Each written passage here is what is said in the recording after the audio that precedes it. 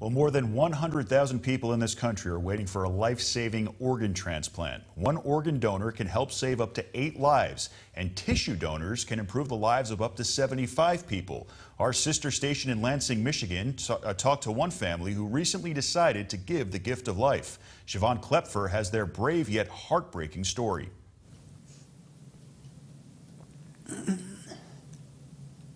There's a side of me that takes comfort in knowing they're together.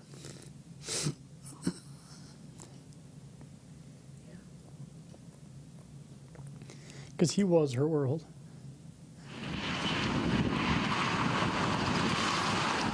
On the evening of March 9th, Ryan LaHaye, his wife Dana, and their 3.5-year-old son Reid were driving down westbound I-96 in Clinton County.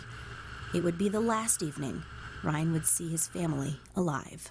When I remember about the accident, I remember seeing the headlights come across the median, and then don't remember the impact at all.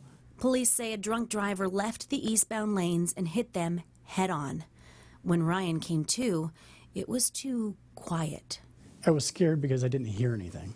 You know, my son wasn't crying, so my first instinct was, oh my God. I could see my wife. Like the way I was pushed, I was looking right at her and she was, slumped over. The last thing he heard from a first responder before he passed out was that his wife was likely dead. Both Ryan and Reid were rushed to Sparrow Hospital in Lansing.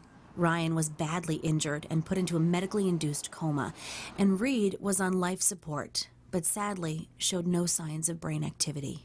We ended up sitting with the doctor looking at the test results that they did on Reid, and it was very apparent that he wasn't going to make it.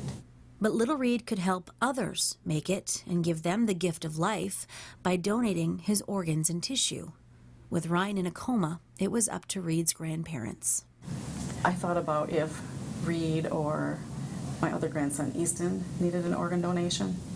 It would be devastating to have, not be able to find a donation for them. So that kind of was my final decision, was based on that. We could see that as being the only good thing that might come from this terrible tragedy. First, Reid was taken to his dad's room, the last time this father and son would be next to one another.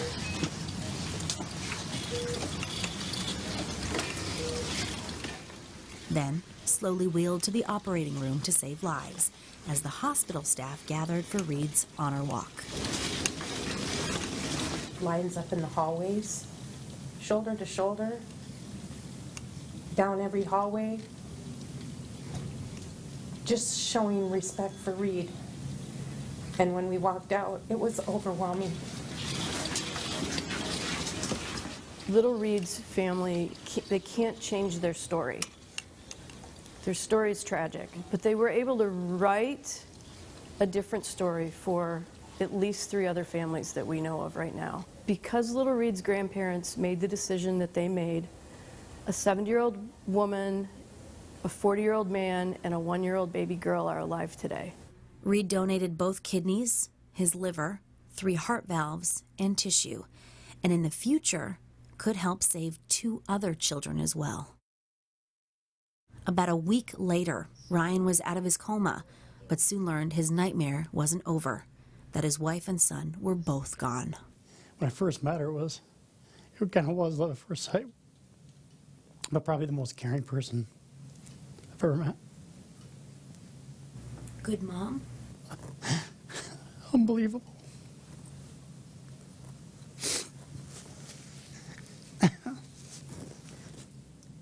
That was one of the things we talked about having kids. That was always my worst fear, is like, have a child and lose it. But the boy who was the best parts of both of them, the curious, happy boy with tons of personality and dimples that could melt anyone, is alive in others now. There's a side of me that's, I feel blessed to not have to have been in that. Unfortunately, it put my parents and in-laws in a really tough position, but I'm 100% convinced and take solace in the fact that it was 100% the right decision. I mean, there's the ability to help save others is really the most incredible thing. And I have to make sure that, my wife and son's legacy live on. The 55-year-old driver faces 5 counts. Police say he was drunk when the accident happened.